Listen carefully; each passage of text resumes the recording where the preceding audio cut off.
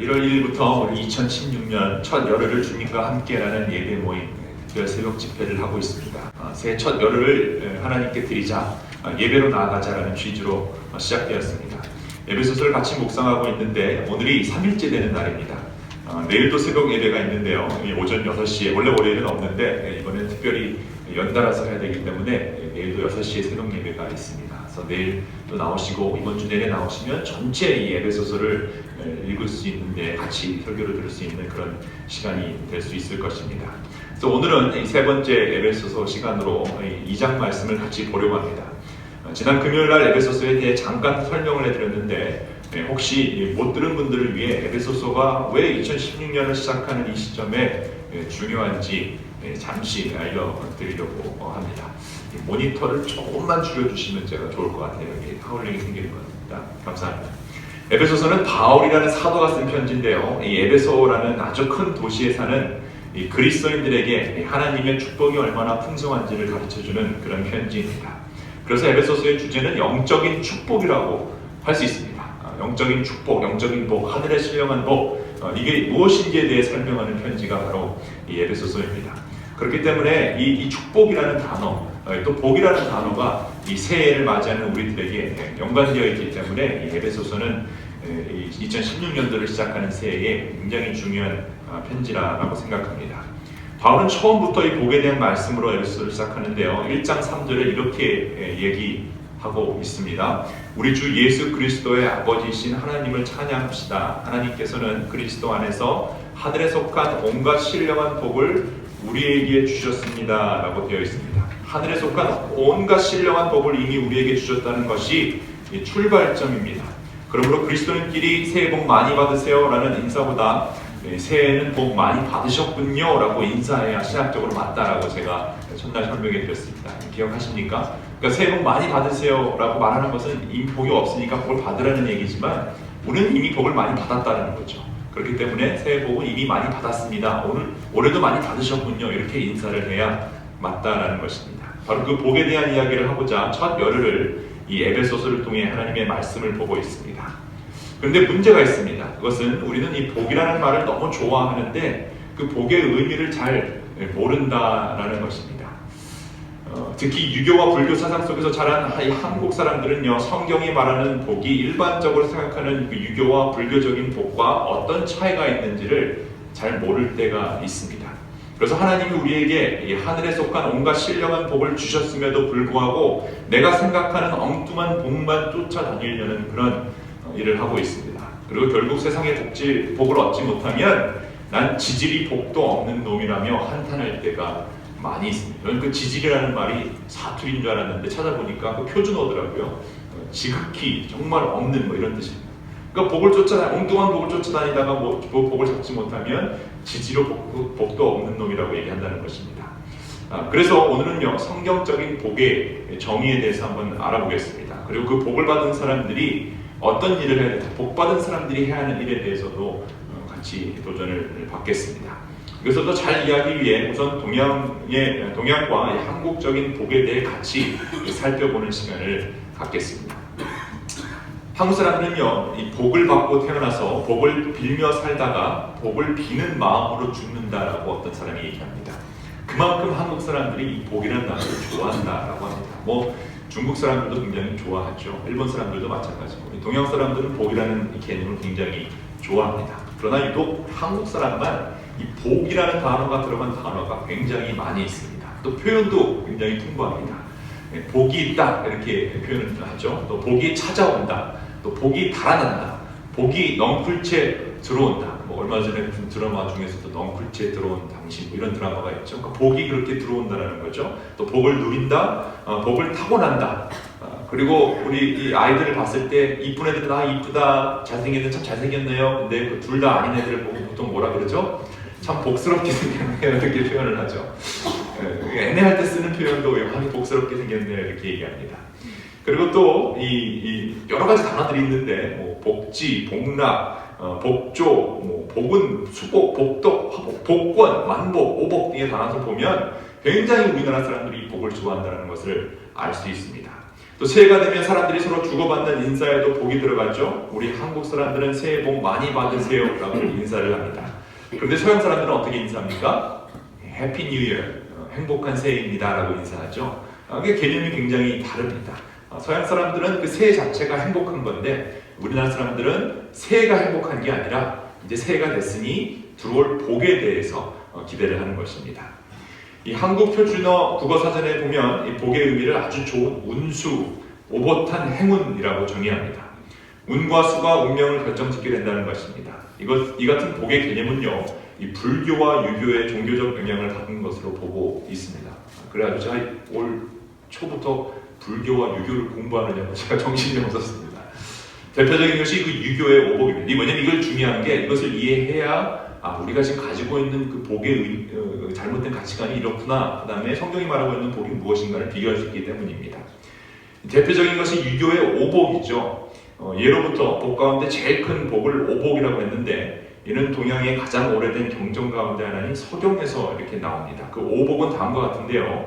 이 수, 부, 강령, 유호덕, 고정명입니다. 혹시 유교에 대해서 아시는 분들은 모르겠어요. 이게 뭔지 아시는지 모르겠습니다. 수는 오래오래 장수하는 거죠. 그 다음에 두 번째는 재산을 많이 모아 가지는 것입니다.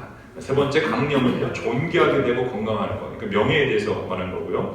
네 번째 유호덕은 좋은 평판을 듣는 덕이 있는 것. 그다음에 마지막 고정명은 명대로 살다가 죽는 것이 사람들이 원하는 이 오복이라는 것입니다. 이 불교에서 말하는 이 복도요, 이 유교랑 굉장히 비슷합니다. 사람이 이 세상에서 오래 사는 것, 세상에서 큰 부자가 되어 재물과 보배가 많은 것, 사람이 단정하게 이거 좀 다른 부분인데 단정하게 잘생기고 태어나는 것, 그러니까 태어나는 것 자체, 잘생기게 태어나는 것을 복이라고 보고 있고요. 또 명예가 세상에 널리 드러나는 것, 그다음에 정신이 총명하고 지혜가 많은 것, 이것이 오복이라고 얘기합니다.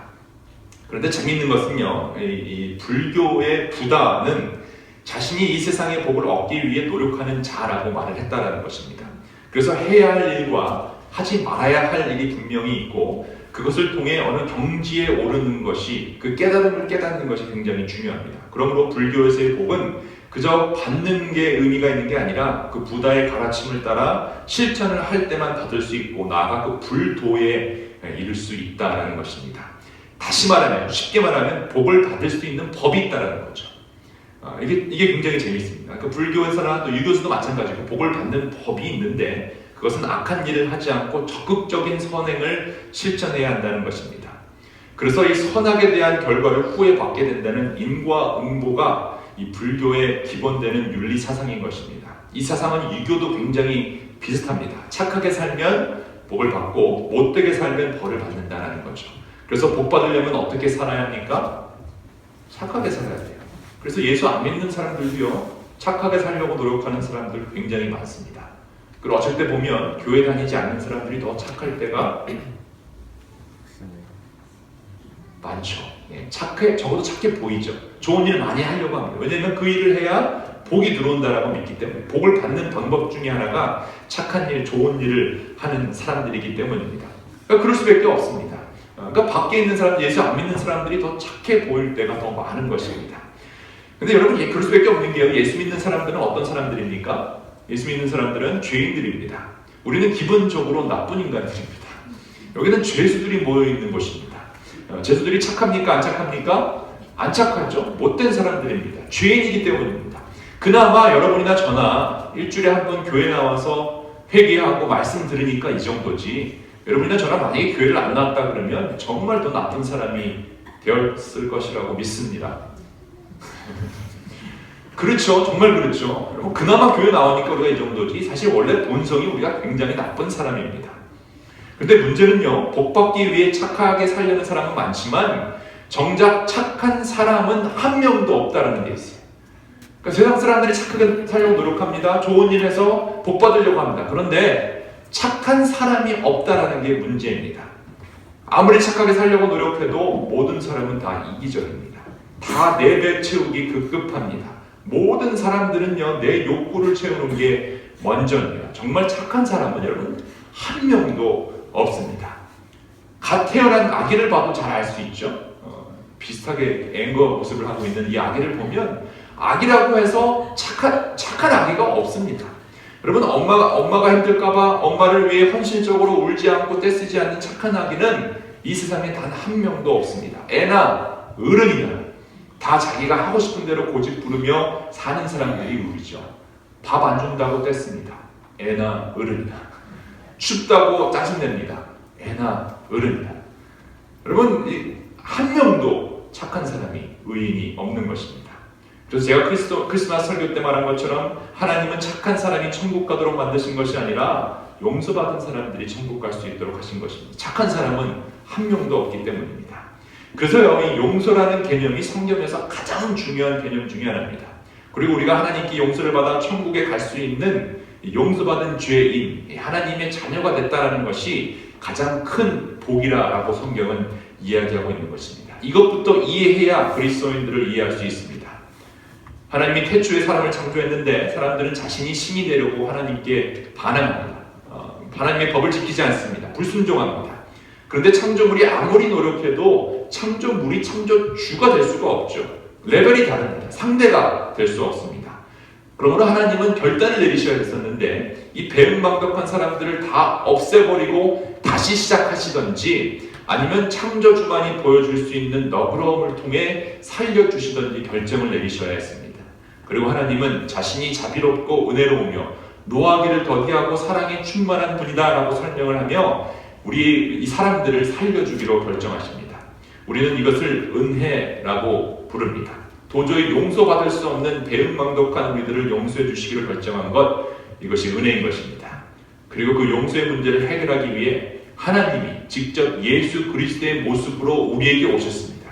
그리고 십자가의 죽으심으로 우리를 완전히 용서해 주시는 그 복을 주신 것입니다.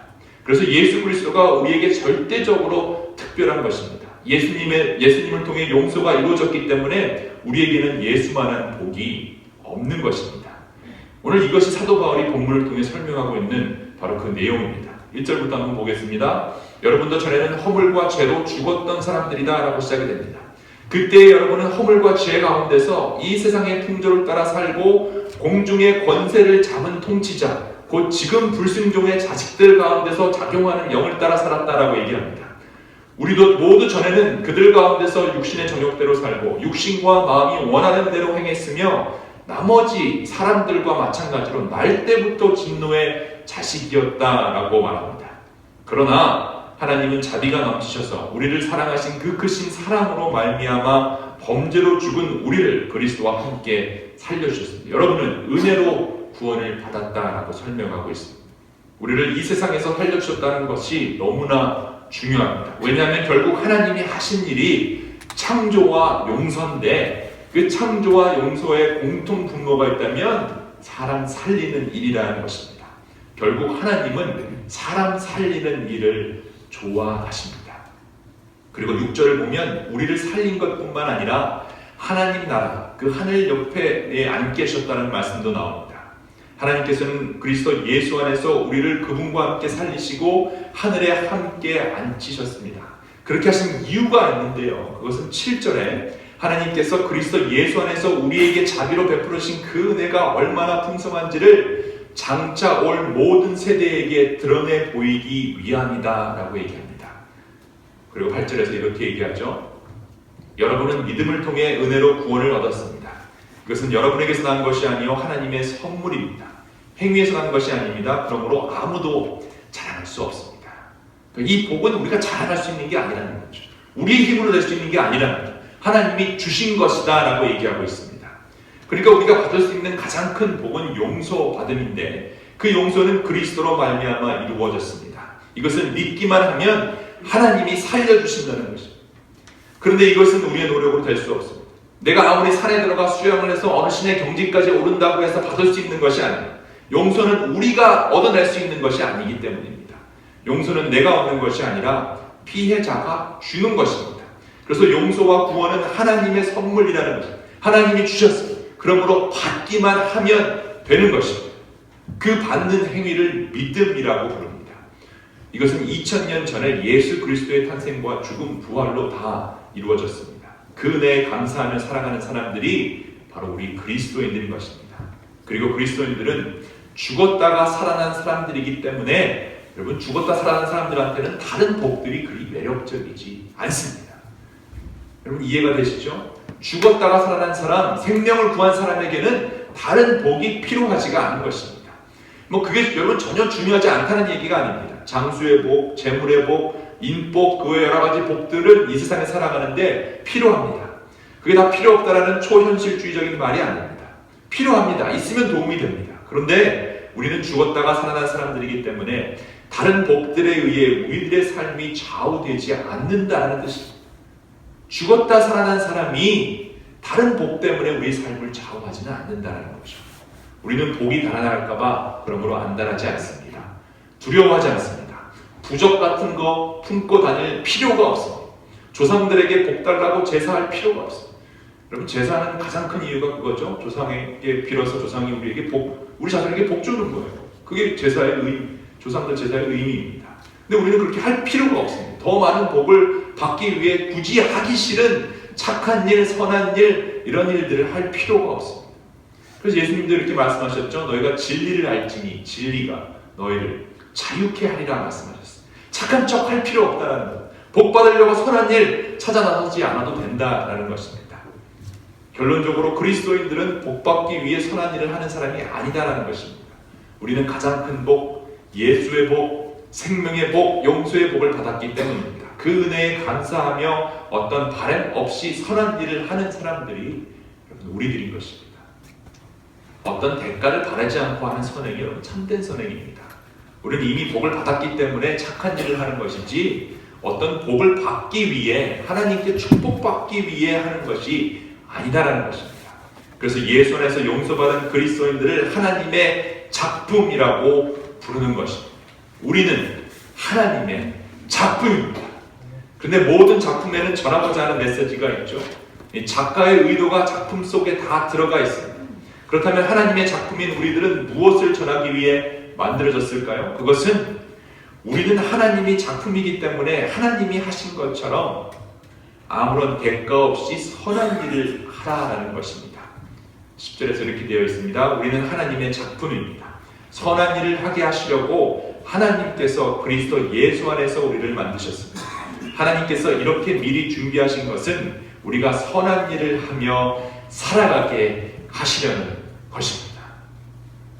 이것이 우리가 알아야 할 두 번째 복입니다. 첫 번째 복이 예수님을 통한 용서의 복이었다면 두 번째 복은요, 우리가 뭘 하며 살아가야 되는지를 아는 복인데 우리가 뭘 해야 된다라고요? 우리는 선한 일을 하며 살아가도록 하나님이 만드셨다는 것입니다. 여러분, 그 어떤 작품의 가치는요, 그 작품을 만든 사람이 누구냐에 따라 천지차이라는 걸 아시죠? 우리의 값어치는요, 여러분 어마어마합니다. 이 세상에 돈과 명예로 대체할 수 없는 것이 우리들입니다. 어마어마하게 비싼 분들이 바로 여러분들입니다. 여러분은 하나님의 작품이기 때문입니다. 그런데 그 작품이 어디에 있어야 할까요? 그 작품은 전시관에 있어야 되는데 하나님은 우리를 이 세상의 전시관이라는 곳에 두셨습니다. 그리고 우리는 이곳에서 선한 일을 해야 하는 것입니다. 그것이 우리의 목적입니다. 그래서 예수님을 제자들에게 너희는 세상의 빛과 소금이라 라고 말씀하신 것입니다. 여러분은, 저는 선한 일을 하며 살게 하시려는 이 하나님의 작품임을 믿으시길 바랍니다. 하나님의 작품 중에 걸작품인데 그 목적은 선한 일을 하라라는 것입니다. 그렇다면 우리가 어떤 선한 일들을 할 수 있을까요? 간단합니다. 우리는요, 하나님이 시작하시고 예수님이 지속하신 그 일을 하면 됩니다. 그 일이 무엇일까요? 하나님이 시작하시고 예수님이 지속하신 일은 사람 살리는 일입니다. 2016년도에는 이 사람 살리는 일에 여러분 전념하셨으면 좋겠습니다. 누가 여러분에게 삶의 목표가 뭐냐라고 묻는다면, 2016년도의 결심이 뭐냐고 묻는다면 여러분 한치의 망설임 없이 이렇게 답하셨으면 좋겠습니다. 나는 사람 살리는 일을 하려고 합니다. 가정에서 가족을 살리고, 직장에선 부하 직원을 살리며 내 주위에 있는 사람들을 살리는 일, 여러분 그 일을 하시기 바랍니다. 왜냐하면 이것만큼 신나는 일은 없기 때문입니다. 얼마나 신난가 하면 여러분 이런 일들을 하는 사람들의 표정을 한번 보시기 바랍니다. 하나님이 시작하신 일, 지속하신 일, 그런 일, 사람 살리는 일을 하는 사람들의 표정입니다. 이게 잘 안 보인다면 더 확실한 걸 준비했습니다. 얼마나 행복해 보이세요? 머리 하나 빗어주면서 우리 저 아이들을 사랑해주는 이 모습은 여러분 얼마나 이 사람 살리는 일이 신나는 일인지 잘 알 수 있습니다.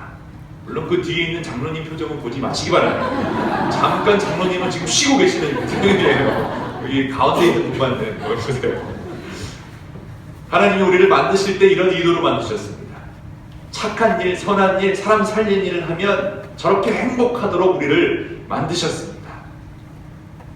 그러므로 그 의도대로 사는 것이 가장 신나는 일입니다. 가장 하나님의 작품답게 사는 것입니다. 이 사람 살리는 일이 제일 재미있기 때문에 여러분 골프나 쇼핑과는 비교할 수 없습니다. 얼마나 재미있는가 하면 아무것도 하지 않으셔도 되는 전지전능하신 하나님이 이 일을 하실 만큼 신나는 일인 겁니다. 여러분 하나님은 아무것도 안 해도 되잖아요. 신이잖아요. 말만 해도 되잖아요. 근데 하나님이 직접 오셔서 하신 일이 사람 살리는 일이라는 겁니다. 그 일을 하도록 우리를 만드셨다는 거죠. 저는 평생 이 일을 하기 위해 제 인생을 바쳤습니다. 평생 사람 살리는 일 하려고 합니다.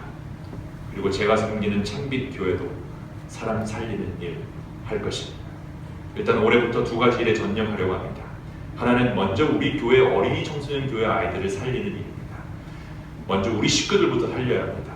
여러분 한 조사 기관에 의하면 80%에서 90%의 미국에 있는 고등학생들이 대학을 가면 교회를 떠난다라고 합니다. 예수님을 인격적으로 만나지 못한 학생들이 80~90%라는 겁니다. 그리고 정말 보면 그 예수 그리스도의 용서함의 복을 받아보지 못한 채 대학을 가는 친구들이 너무 많습니다. 그냥 부모님이 오라고 하니까 교회에 오는 것이지 이 아이들이 정말 신앙을 가지고 살아가는지는 잘 알지 못합니다. 그런데 이대로는 안 됩니다. 적어도 제가 섬기는 창빛교회의 아이들은 이런 일이 일어나서는 안 될 것입니다. 그래서 올해부터 고등부 예배를 1시 30분으로 변경했습니다. 그 이유는요, 두 가지 이유가 있는데 하나는 11시에 오는 아이들로 하여금 어린이교회와 중등부에서 교사로 봉사시키게 하기 위함입니다. 제가 유스 사역을 오랫동안 해봤는데 우리 아이들이 가장 하나님을, 예수님의 마음을 잘 경험할 때가 어린아이를 섬길 때입니다. 아무리 설교를 하고 아무리 성경 공부를 해도 변하지 않습니다. 그런데 이 아이들을 선교지에 데려갔을 때, 또 BBS로 스태프로 사용했을 때, 아이들을 섬기고 가르치라고 했을 때 그 아이들이 변화되는 모습을 보았습니다. 저는 거기서 답을 얻었습니다. 가만히 앉아서 듣는 예배가 아니라 우리 아이들에게 필요한 것은 가서 섬기는 일입니다. 이 아이들이 11시에 와서 이제 오늘부터 어린이 청소년, 지금 이제 시작했어요. 11시부터 시작할 거예요. 어린이 청소년교회를 섬길 텐데 그때 아이들이 그 섬김을 통해서 예수님을 만날 것입니다. 그리고 또 하나는 1시 반에 따로 이 아이들을 위한 예배를 준비해서 우리 이시에 있는 교사들이 그냥 그 하이스쿨 아이들을 키우는 데만 전념시키려고 합니다. 그래서 이시도 이제 11시에 예배를 드리기 때문에 여러분 교사가 지금 11시 때는 없습니다. 그런데 예배가 끝나고 나서부터는 이시에 있는, 이제 이시라고 부르는데요. EM이 아니라 전에는 잉글리시 미니스트리라고 불렀는데 이제는 그냥 잉글리시 컨그리게이션이라고 부를 겁니다. 그냥 그 영어 회중이기 때문에 그래서 그 이시에서 이 하이스쿨만 너희들이 섬겨서 이 아이들을 키워내라. 결국 그 아이들이 다 이시로 갈 거기 때문에 그 두 가지 이유로 1시 반으로 바꿨습니다. 그래서 그 아이들에게 예수님의 그 마음을 품고 그 용서함의 복을 받는 그런 일을 하도록 할 것입니다. 그런데 이것만으로 부족합니다. 이 사역이 잘 진행되기 위해서는 이들을 위해 기도해줄 중보기도의 용사들이 필요합니다. 여러분 우리가 선교사님들을 위해서 중보기도하죠. 선교사님 기도카드를 놓고 매일매일 그분들을 생각하며 기도합니다. 우리가 선교사님들만 기도할 것이 아니라 우리의 작은 선교사들인 우리 고등부 학생들을 위해 기도해야 할 것입니다. 한 아이가 정말 잘 신앙에서 성장하기 위해서는 여러분 3명의 멘토가 필요하다라고 합니다. 그래서 우리가 올해부터는 3명의 멘토를 붙여주려고 합니다. 오늘 예배 후에 이 기도 카드들을 나눠드릴 텐데 이렇게 생겼습니다. 우리 저기 그냥 모델로 썼어요. 회장이기 때문에 다른 이유는 없습니다. 이런 기도 카드를 이제 밖에 나가면, 여러분 예배 끝나고 나가면 테이블 위에 올려져 있습니다. 이런 카드가 3장씩 있습니다. 그러니까 한 아이를 위해 3명이 이 카드를 가질 수 있습니다. 그럼 여러분 이 카드를 픽업하셔서 냉장고에 붙여놓으시던 테이블 앞에 놓으시던 이 아이들을 위해 매일 기도해 주셨으면 좋겠습니다. 생년월일 다 있고요. 몇 학년인지 나와 있고, 그 다음에 뭐 이메일 주소도 나와 있고, 그다음 기도 제목들이 나와 있습니다. 그래서 여러분이 해야 할 일은 매일매일 이 아이들을 위해 기도해 주시고, 또 이 아이들 생일 때 챙겨 주시고, 대학 졸업할 때까지. 그러니까 우리 찬빛교회 아이들은 대학을 가서도 신앙생활을 잘 할 수 있게끔 여러분이 지금부터 우리가 이 아이들을 위해 기도할 것입니다. 여러분 하실 수 있겠죠? 한 명이 한 사람씩만 하면 돼요. 그러니까 여러분이 나갈 때 한 카드씩만 가져가면 우리 고등부아들이 한 30명 정도 되는데 지금 90개가 있거든요. 근데 우리 어른들이 한 200명이니까 뭐 반은 못하는 겁니다. 이제 앞으로 이제 더 올 거를 생각해서 저희가 일단 3장씩만 만들어놨습니다. 그러니까 여러분이 하나씩만 꺼내서 이 아이들이 졸업할 때까지, 대학교 졸업할 때까지 기도할 수 있다라고 한다면 여러분 큰 힘이 될 것입니다. 두 번째, 우리가 살려야 할 사람들은 우리 어린 청년교회 아이들뿐만 아니라 보육원 아이들입니다. 특히 동명에 있는 아이들을 살리는 일을 할 수 있으면 좋겠습니다. 성경에서 하나님이 가장 많이 언급하신 사람들이 우리 사회의 가장 약한 사람들인 고아와 과부들입니다. 힘없는 아이들과 과부를 돌보는 일, 그러므로 교회가 당연히 해야 합니다. 복받기 위해 하는 것이 아니라 어떤 선한 일을 통해 내가 기분이 좋기 위해 하는 것이 아니라 우리는 그리스도인이기 때문에 하나님의 작품이기 때문에 이 일을 당연히 해야 하는 것입니다. 저는 가능한 한 많은 아이들이 이곳에 오면 좋겠다라는 꿈을 가지고 있습니다. 그래서 뜻을 같이 하는 집사님들과 함께 야나 선교회라는 것을 만들어 섬기고 있습니다. 이 야나 선교가 하는 일 중에 하나가 이 YSEP이라는 프로그램이 있는데 이것은 우리 아이들을 유학시켜 주자라는 것입니다. 돈 많은 사람들만 유학시켜 주지 말고 우리 돈 없는 아이들, 힘없는 아이들 미국 데리고 와서 공부시켜 주자라는 사역을 하고 있습니다. 보육원에 있는 아이들에게 가족이 되어주는 일입니다. 입양을 하는 것이 훨씬 복잡하고 시간과 돈이 많은 드는 일이라 힘들기 때문에 입양보다는 이 홈스테이라는 프로그램을 통해 가족이 없는 친구들에게 가족이 되어줄 수 있는 것, 또 유학 공부를 시켜줄 수 있다면 입양하지 않고도 이 가족을 제공해 줄 수 있는 좋은 방법일 것이라 생각합니다. 여러분, 아이들에게 가장 필요한 것은 가족입니다. 지금 현재 2명의 아이들이 천빛의 식구가 되었습니다. 2 집사님 가정에서 생활하고 있습니다. 유학이라는 것이 돈이 많은 든 일이라 어렵게 생각하실런지도 모르겠습니다. 그런데 뭐 돈이 좀 듭니다. 학비가 많이 들기는 합니다. 그런데 이 학비는 야나 재단에서 모두 모금을 통해 제공합니다. 여러분들이 하셔야 할 일은 가족이 되어주는 일입니다. 근데 사실 이게 돈 주는 일보다 더 힘듭니다. 왜냐하면 가족처럼 같이 생활하고 먹고 자고 케어해주고 신경 써주고 같이 웃고 울고 하는 그 과정이 쉬운 일은 아니기 때문입니다. 또 가족에 상처가 있는 아이들에게 가족을 통해 치유받아야 하는 일이 있어야 되기 때문에 쉬운 일은 아닙니다. 그러나 그 아이들에게 유일하게 치유가 될 수 있는 방법은 가족을 제공하는 것뿐입니다. 올해는 4명을 놓고 기도하고 있습니다. 한 명은 고등학교를 졸업하고 지금 대학교에 진학할 박진아라는 학생입니다. 디자이너가 되고 싶은 꿈이 있습니다. 근데 한 번도 그 꿈을 펼쳐볼 생각조차 못해본 아이입니다. 그 꿈, 야나와 함께 창빛교회에서 이루어지게 하고 싶습니다. 지나보다 더 어린 학생들 3명을 위해서도 기도 중에 있습니다. 한 명은 정혜린이라는 친구입니다. 2004년도에 태어난 12살 된 아이입니다. 생후 9개월 때 동명에 보내줬는데 어느 쪽에 관심이 많고 영어를 곧잘 잘한다고 합니다. 이 아이가 머물 수 있는 가정이 필요합니다. 또 다른 2명은 남매입니다. 상훈이라는 친구와 나영이라는 친구인데 이 오빠인 상훈이는 14살 된 중학생이고 나영이는 12살입니다. 3년 전에 동명에 오게 되었는데 상훈이는 수학을 좋아한답니다. 수학을 좋아하는 친구는 무조건 유학시켜줘야 됩니다. 지금 영재반에 들어갔다고 합니다. 여러분 너무 아깝습니다. 이 친구 데리고 와야 합니다. 또 나영이는 운동을 좋아해서 태권도 1품까지 땄다고 합니다. 여기 와서는 유도를 시킬까 생각 중입니다. 우리가 아니어도 여러분 하나님이 이 아이들을 돌봐주시겠죠. 그렇죠? 그런데 우리가 하면 좋겠습니다. 하나님은 지금 이 일을 할 수 있는 사람들을 찾고 있습니다. 우리는 사람 살리는 일을 하며 살게 하시려고 만든 하나님의 작품이기 때문입니다. 이 일은 여러분 대박나는 하나님 나라의 일입니다. 다른 무엇보다도 이 아이들을 살리는 일, 하나님이 기뻐하시는 일이기 때문입니다. 이들과 함께 먹고 자며 웃고 웃을 수 있는, 사랑으로 돌봐줄 수 있는 새 가정이 필요합니다. 가정이 없이 자라온 이들에게 행복한 가정의 씨앗이 되어줄 집이 필요합니다. 그리고 이 아이들을 잘 키워서 이 아이들도 그 다음 세대에 같은 일을 할 수 있도록 우리가 그 신앙을 전수해 주어야 할 것입니다. 진아가 머물 곳, 혜린이가 머물 곳, 또 상훈이와 나영이가 함께 머물 수 있는 가정을 찾고 있습니다. 아무도 안 하면 저라도 할 건데 집이 다 할 수가 없기 때문에 여러분 안 하시면 여러분 헌금이라도 많이 주셔서 집을 사주시든지 하셔야 됩니다. 그러니까 여러분 가정을 여서서 이 아이들을 맞아주셔야겠습니다. 아마 이미 하나님이 마음을 움직이신 분들이 있을 겁니다. 1부 예배뿐만 아니라 2부 예배 때도 광고를 할 텐데 여러분 이건 대박나는 그런 사역입니다. 예배 후에 관심이 있으시면 그 마음이 움직이신다면 저에게 찾아오시기 바랍니다. 더 자세한 이 아이들에 대한 히스토리가 저에게 있습니다. 또 그렇게 할 수 있는 상황이 아니더라도 여러분 각자 여러 가지 방법으로 사람 살리는 선한 일에 동참할 수 있을 것입니다. 앞으로 저는 계속 여러분에게 사람 살리는 일을 물어다가 볼 것입니다. 해결은 여러분이 하시고 제가 일감 갖고 올 테니까 여러분 해결은 여러분이 하시길 바랍니다.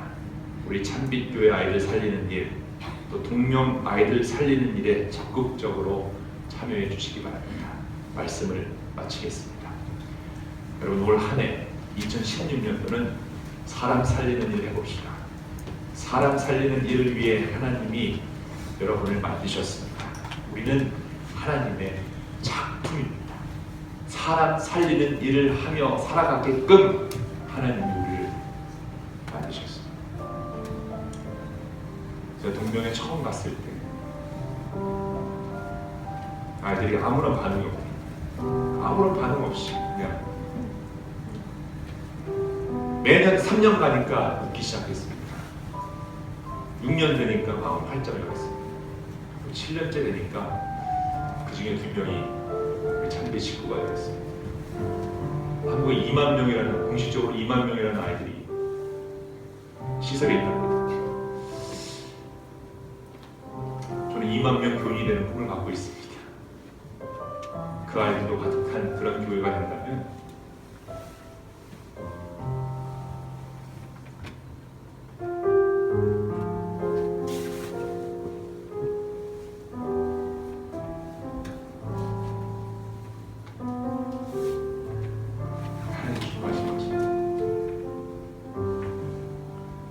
대박 사역이 여러분 그 사역에 여러분이 초청되어 있습니다.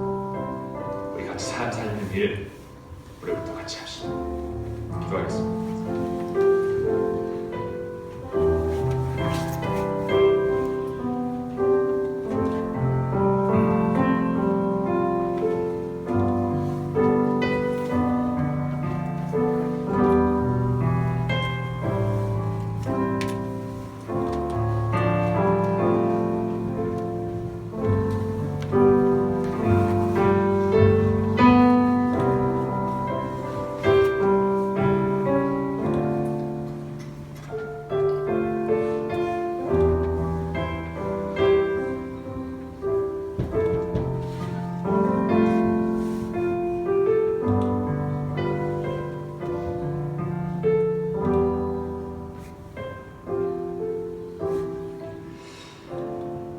우리를 주님의 작품으로 만들어 주심을 감사합니다.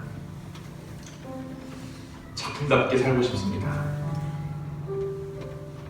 천국 가는 그날까지 하나님이 시작하신 일, 예수님이 지속하신 일, 사람 살리는 일, 창빛교회에서 같이 열심히 하며 행복해 할 수 있는 저희들 될 수 있도록 은혜 내려 주시옵소서. 이 순간